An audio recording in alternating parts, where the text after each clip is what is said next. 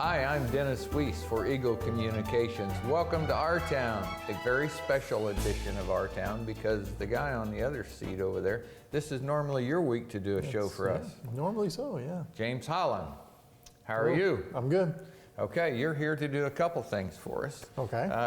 You're here to make an announcement to the camera about you're going to be the new executive director of the Abilene Area Chamber of Commerce. That's correct. We're very excited about that. Yep. And second of all, before the camera goes off today, we have to come up with a new name for your new show. A new name for my new show. Yeah, I'm thinking, chamber means business. There you go. Something like that. Yeah. The cameraman there and I were visiting about that just a little bit ago. All right, so task, there's three of us in the room. We can surely avoid a tie. Sure. Okay. Yeah. All right. James Holland, Yes, new sir. Executive Director of the Chamber of Pretty Commerce exciting. of our community here. Yep. Yeah. So how exciting is it and why? Well, it's really exciting for me because, I've kind of made this my home. I'm native Kansan for 5 generations, maybe 6, but grew up in the Air Force and came back to Kansas and settled in Abilene. And I've lived here longer than I've lived anywhere else, having been an Air Force brat. But going on 12 years here in Abilene, and it's exciting because we've got a lot invested here. My family personally, in a lot of different ways, and so previous position with the city had some experience with the chamber, working with the chamber and things, and I just see that there's a lot of growth potential. In some ways, a clean slate to move forward with some ideas that are really going to be positive for the business community. Bring it together, represent it in a way that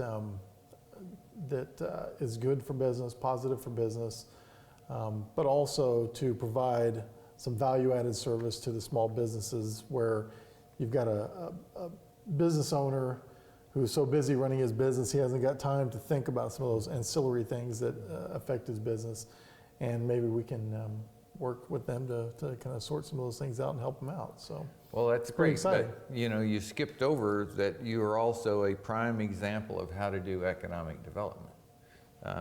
So you get married, you have a young son, Sure. and then you get your parents to move Your to demand town. for services goes way up at that point. But you got your parents to move to town. Yes, correct. I mean, how much Correct. better does that get? So we That's added a right. population of 3 virtually forever. That's right. Yeah.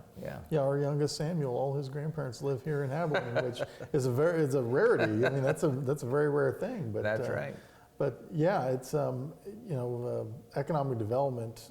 Just through my experience in working with the city through economic development and other things, I get the perspective that while businesses are good, I think businesses are made up of people, and making sure people are better employees, better citizens, and finding ways to make those things happen is good for business. It's good for the community, and there's lots of different avenues to do that. But doing those things and trying to make a difference through business means is a good direction to go. Well, I couldn't really say it any better than that, so I won't try as I scratch my eye here. But I'll focus on the business word. Yep. Abilene Area Chamber of Commerce. Commerce means business.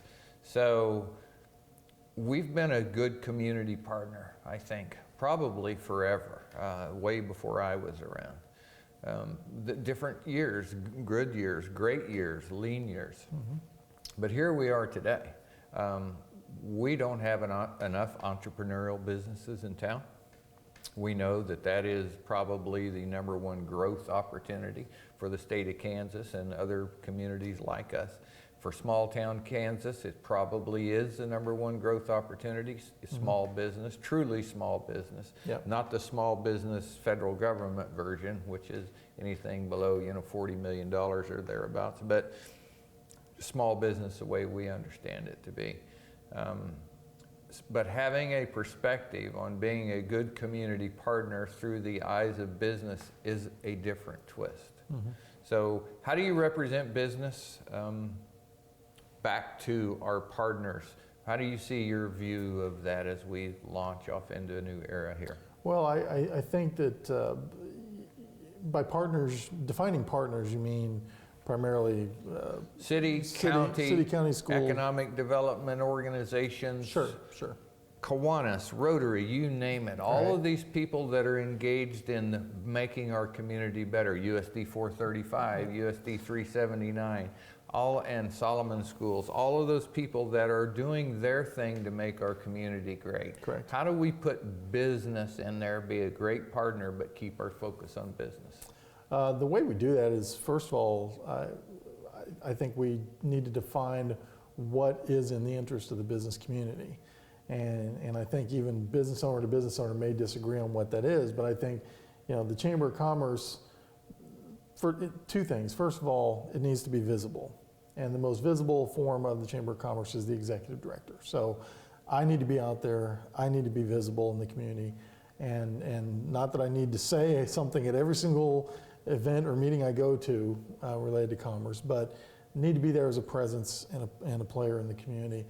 But I also think defining what is in the interest of the business community, and that requires listening to the businesses. And so one of my first goals is going to be to visit as many businesses as I can, whether they're members of the chamber or not. That's not what's important at this point. What is important is defining the interests of the business community and standing up for it when needed. And so there will certainly be opportunities for that at both state and local governments and organizations. I would agree. I think there have been some recent opportunities, of which I'm very happy to say the Chamber did take position. We took position with the Dawson addition. We took position with Quick Shop. We took position with Gavilon Grain. And I think we did so consistently. We put forth the position that the business piece of the proposals we support. There are processes that each of those had to go through to satisfy our neighbors in the next room, but that was a governmental responsibility, not the chamber's responsibility. Our position was to support the opportunity that growth makes things better in a community.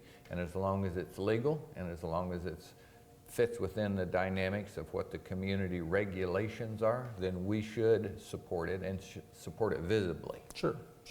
And I think by that, by representing and supporting the business organizations and the business community, it's not always going to be a positive or a negative in terms of the relationship with other entities. There are going to be times that you'll need to go to bat for business versus something that's harmful to business. Right. But there's going to be probably far more often it's going to be supporting in a positive manner things that are already seem to be going forward in a good way. And so it's not that there's nothing inherently adversarial about it. I agree it's with just that we're problem solving. Yeah, I agree with that. I'll nuance that a bit and use it to talk about the chamber's activities a bit, and we can take it into the future. But the city of Abilene, where we're filming, launched a new planning and zoning regs. They hadn't been done since the 90s. Took a fresh look at that. As is the way the process works, a consultant is hired. He brings in a big, thick book of previously used regs from someplace. Yes. Okay, and plops them on the counter, and we go through the process of saying, are they good for us? And that process takes a while. Right. As far as the chamber, we got involved around a couple of things, a couple of issues.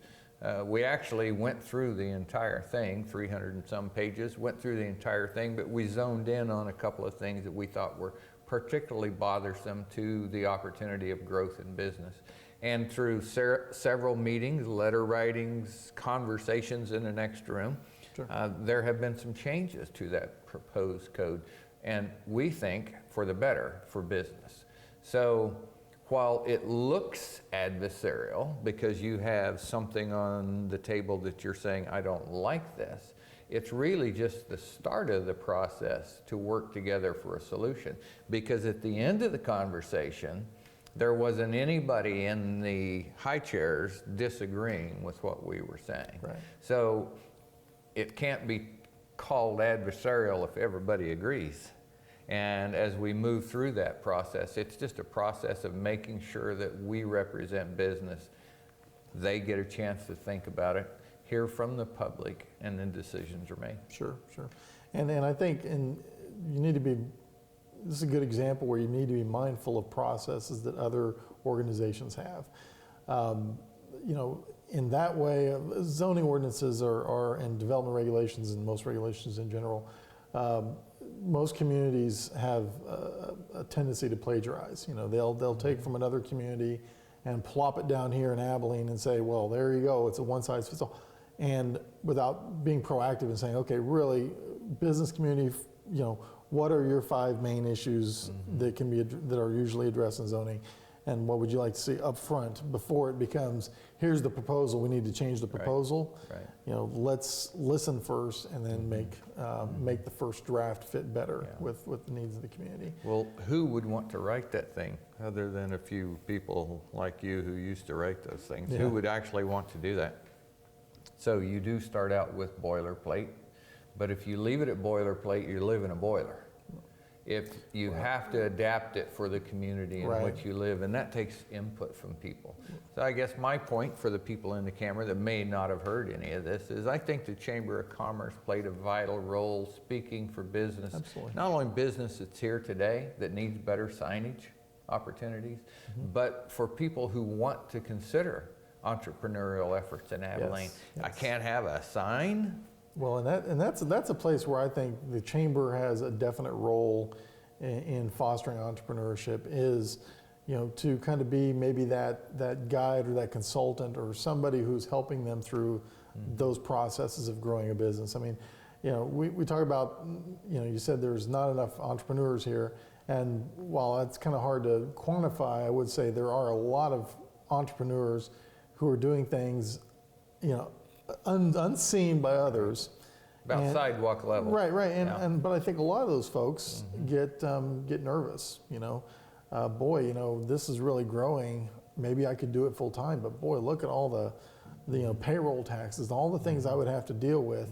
I think the chamber needs to be a source for getting basic answers to those people very early on, and maybe moving some of those things into where they have a storefront and they're selling things and hiring a part-timer. You know, I think there's business incubator types of activities that we can do as a small chamber, and you know, it's not that you're going to, you know, automatically be able to do what regional chambers do, but you know, we can start some of those basic things that we can add the value to the business community that way. Your comment got me thinking. I would agree. I think there are a lot more businesses that are either running already, that are under the radar, or are simply sitting at the doorway and needing some help to get through. Yep. So, you know, the national stat, the Kansas stat, and I would presume if we had the data, the Abilene stat, would be that small business starts 10, loses 8. Starts 10, loses 8. Sure. The last few years, nationwide in the state of Kansas, we start 10, we lose 12.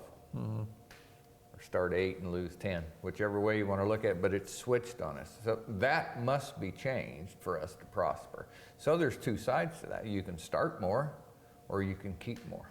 Right. And some of the comments that you're speaking to, is help people start, so you maybe start one more, but there's a lot of work that can be done to keep more, to help absolutely. people operate efficiently, to sit down with them and to work through how important it is to market your product, your service, your store. Sure. And just as in the case of signage that we were talking about, how do you effectively let people know where you are in this town?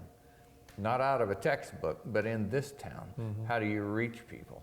That's everybody we can see out the south window here could improve their business by having more people know where they are, what they do, and how that visitor can appreciate that. Sure. And one of the angles of that is really, it's revolutionized chamber business in general, is online marketing. I mean, that's, particularly, I mean, if you're in the real estate business, that people already have a list of houses they want to look at before they call a realtor. Right. Sometimes they bypass realtors altogether and just, you see that in pretty much every facet. And where chambers used to be, you come to town, bam, you go there and you get your packet to move in. It's hard copy packets. Those are dying off. I mean, people are not using those as much. Not that we don't have them, but it's really changed the dynamics for small businesses as well as what chambers do. And we need to just become more proficient at those things. The tools are all there. Just like anything else, with a time-starved entrepreneur, having the time to branch out into those areas is always the challenge. As this program really has introduced you as our new chamber executive and to open the discussion with the people behind the lens about the chamber. And when we sold the building up here, I think I said it privately in a board meeting. I don't think I've ever said it on camera, so it's going to happen here today. Okay, hang on. Here you go. Yeah, no, just might want to hang on to your water. The best thing that the Abilene Area Chamber of Commerce has done for business in a long time was to sell that building. And that was a shocked response. The overhead was. But here's why. I said, first of all, we gave a better position in the community to a good business. He moved from where he was to where he wanted to be. He now has a digital sign to advertise his products and services on our main thoroughfare, and they're delighted with that location. Point one. Point two, it got us out of the responsibility of making sure we were there at 9 to open the door and at 5 to close it with a single employee. The majority of the time in that building over the last few years that I've been involved was trying to find enough volunteers to help us 9 to 5. That does not change the outcome for business. That only keeps us alive. That doesn't do anything for business. And I'm convinced then that it had to change, and I'm still convinced now. So here we are, well located with a partner organization, the City of Abilene and the CVB of Abilene in the old depot. Great location, right? Still on Buckeye, still easy to get to. Historic old building, all cool.